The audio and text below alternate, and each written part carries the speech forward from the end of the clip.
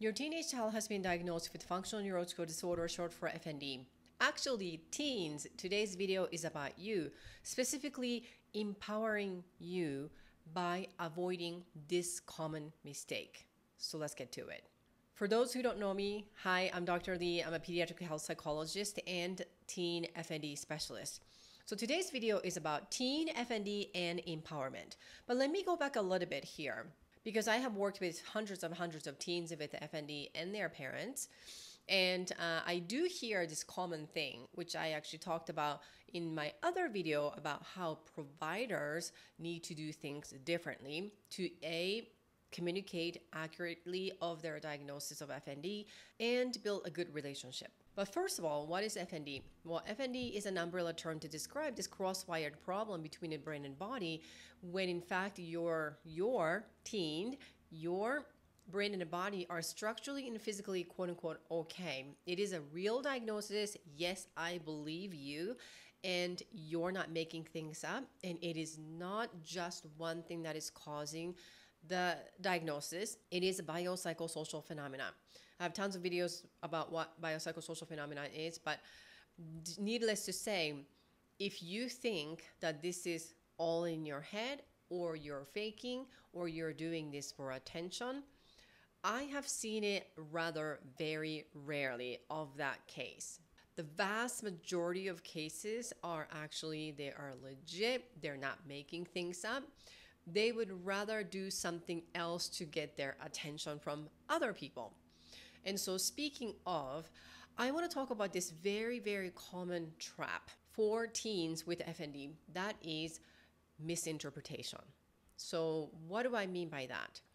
Well, the painful truth is, teens, yes, you are struggling with FND. There's no doubt about that. No, you're not making things up. No, you're not doing it for attention. I totally get that, 100%, 1000% with you.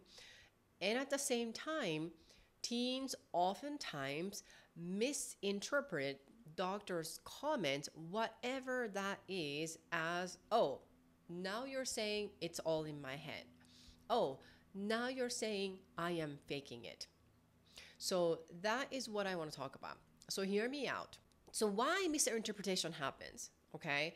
Because yes, it could be a legit thing, but I have certain theories and hypotheses about that. One is, it really depends on what the doctor actually said. Because yes, sadly, it is true that there are still some, if not many, doctors say to your face, like straight face, you are making things up. Oh, it's all in your head. Oh, it's all psychological. Yes, I absolutely agree with that. And it is unfortunate. That's why I am on a mission to change that narrative about FND amongst providers. But today's video is really about you guys teens. So if you're a parent of the teens who are struggling with FND, then I highly recommend that you ask your teen to check this out, because I am with you, both you as a parent and then you as a teen, okay?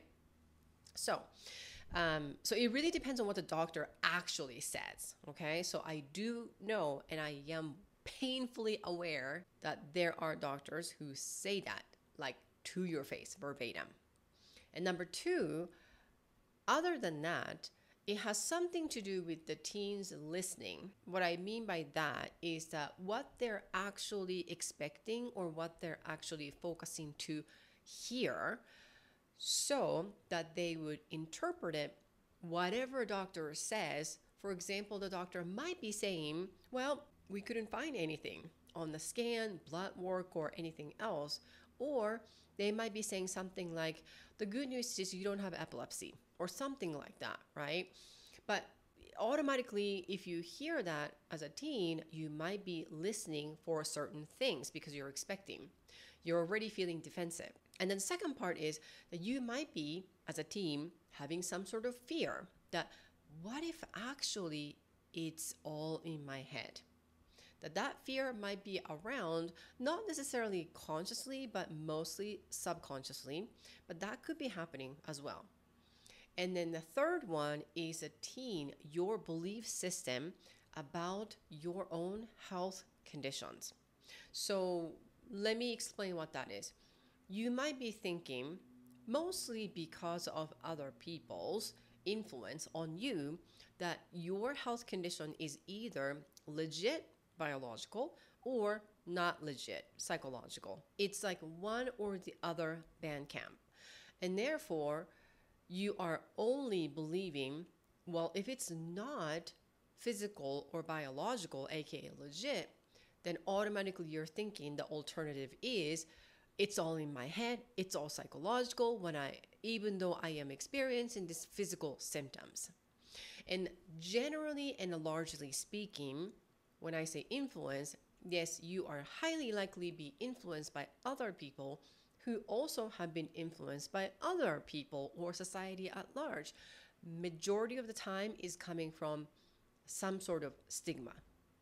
Like if you cannot find anything physiological, then there's gotta be something wrong with you. It's that invisible script that's been floating around, most likely multi-generation, like generation over generation. So you are just kind of being in this funk or rut about it's either physiological, aka legit. If not, it must be all in your head, faking, not real, that kind of thing. I have a lot of things to say about that, but let's move on. Okay, so what's wrong with this teen's misinterpretation? So what if you're actually misinterpreting this? What is wrong with that? Well, there's nothing really much wrong with it, but here are 4 different scenarios that can happen for you or is happening already.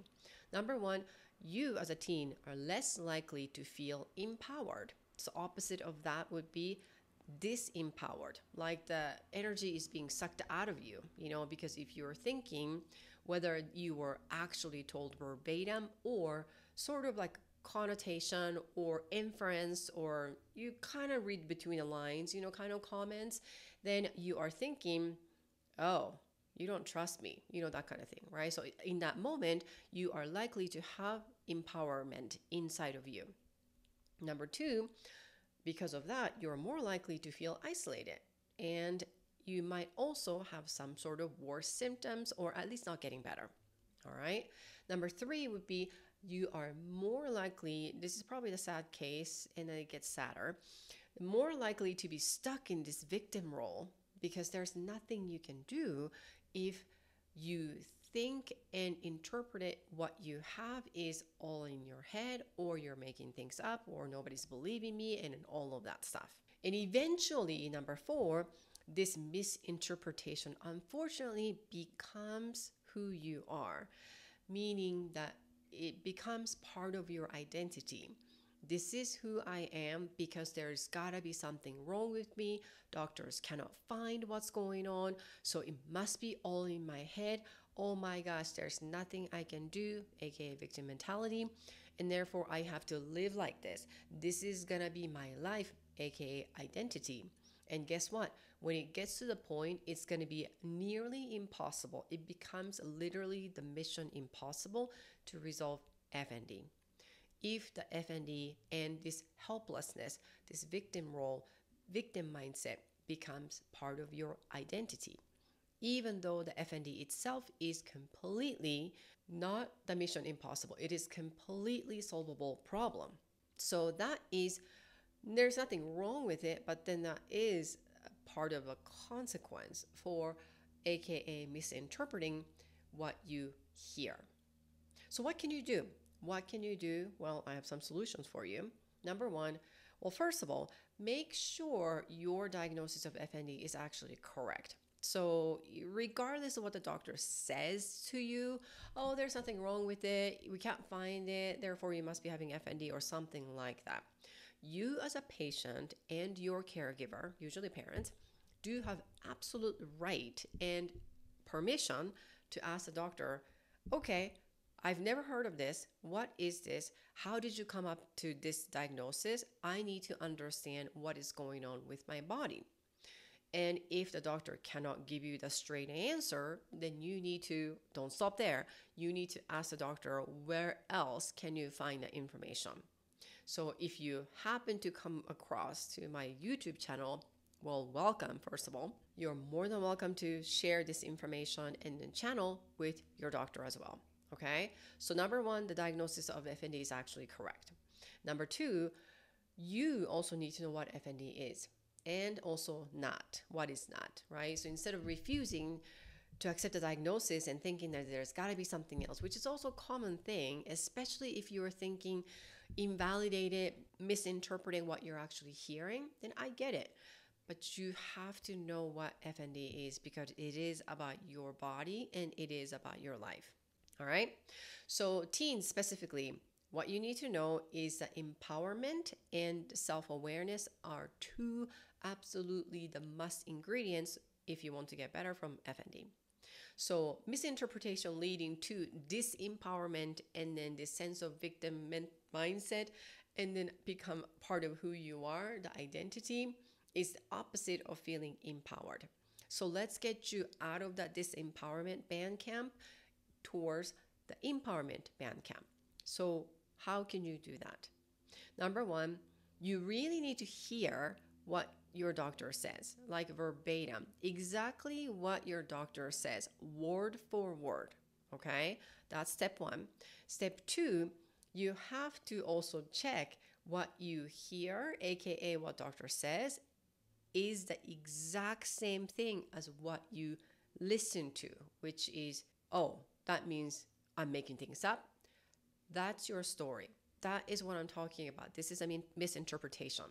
So make sure that what you actually hear and then what you listen to are all the same thing. This is not the same thing. Well, might as well, it's the same thing. The doctor said there's nothing wrong with my body. Nothing came out. Well, that's the same thing as he is saying, I am making things up. No. Verbatim wise, they're not the same thing. So you have to decipher what is actually what you hear versus what you are listening to, aka it could be your story. I'm not saying the story is bad, but they're not the same thing, okay? And number three, if it's a story, then ask yourself, where is this story coming from in the first place? Like, do I want to keep following this story and then feel sad for myself? Which, by the way, if you haven't watched Inside Out 2 movie, oh my gosh, I would say that's an absolutely mandatory movie. The first one and the second one, as a child psychologist, you have to watch this. But anyway, going back to, if you feel sad, do you want to continue to feel and experience the sadness and then let the sadness lead your life? That's the question. And then how does this story help me feel empowered? So as long as I'm thinking and I'm feeling that, oh, this is all in my head and I feel isolated, I feel frustrated, how is this story actually helping you to feel empowered? In fact, it's kind of opposite, right?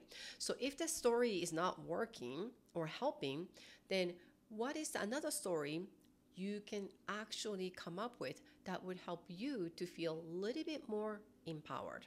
You don't just straight up deny, So if the doctor says, well, we couldn't find anything in your labs and tests and stuff like that, and then you don't really need to say, oh, that means I'm fine. You know what I mean? So what could be something neutral that you can actually say as a replacement of this other misinterpretation of, oh, that means it's all in my head, kind of thing, right? So anyway, think of an alternative story that would actually help you to feel a little bit empowered, so that you feel like you can control a little bit, okay? Instead of feeling like this helpless victim waiting for someone to rescue you, okay? So those are the simple but somewhat tough questions to ask, especially if you're emotionally charged about this story of it's in my head, I'm faking, stuff like that, okay? And lastly, write this new story, the alternative story, literally everywhere, both physically, mentally, and emotionally, because the story or misinterpretation will continue to come up if you don't do anything about it, because it becomes sort of automatic thought that just pops up like a whack-a-mole. So you have to manually change that, which is actually part of cognitive behavioral therapy techniques, okay? So you become aware of your own thoughts that is actually not quite working for you. It doesn't matter whether it's a good or bad or right or wrong, by the way, but if it's not helping you, then you can replace that with another story that would help you just a little bit, so then you feel a little bit in control or a little bit more neutral or a little bit less sad, stuff like that. That is the baby step. And obviously, the last but definitely not the least is for you and your family, parents, to find an FND specialist. FND is a specific diagnosis that requires a specific way to get better. So it's not like that you are having this run-in-the-mill life issue that you just need to put up with it, right? There is a way for you to get better. So you don't have to be stuck in this misinterpretation band camp forever. And again, yes, I am well aware that there are many doctors who say these sort of invalidating things and straight up cruel things to their patients straight up. I know that. What I'm saying is that also let's take your own ownership and control by really examining what you're actually hearing and what you're listening to. Well, I hope you found this video rather helpful for you to regain a little bit of control about your body instead of being like a helpless and hopeless victim mindset, because that doesn't get you anywhere. Remember, at the end of the day, it is about your body and it is about your life, nobody else's. So it is time for you to take a control just a little bit, starting with a baby step. Leave a comment below and tell me what kind of misinterpretation trap that you have fallen into and what did you do or what are you willing to do to get out of that. And also, for parents specific, I don't have the thing for teens just yet, but for the parents of the teens who are struggling with FND, I have a now free private Facebook group. Link is down below and it's completely free, so you can interact with me and other like-minded parents like you. Well, thank you so much for watching this video, and I will see you in the next video.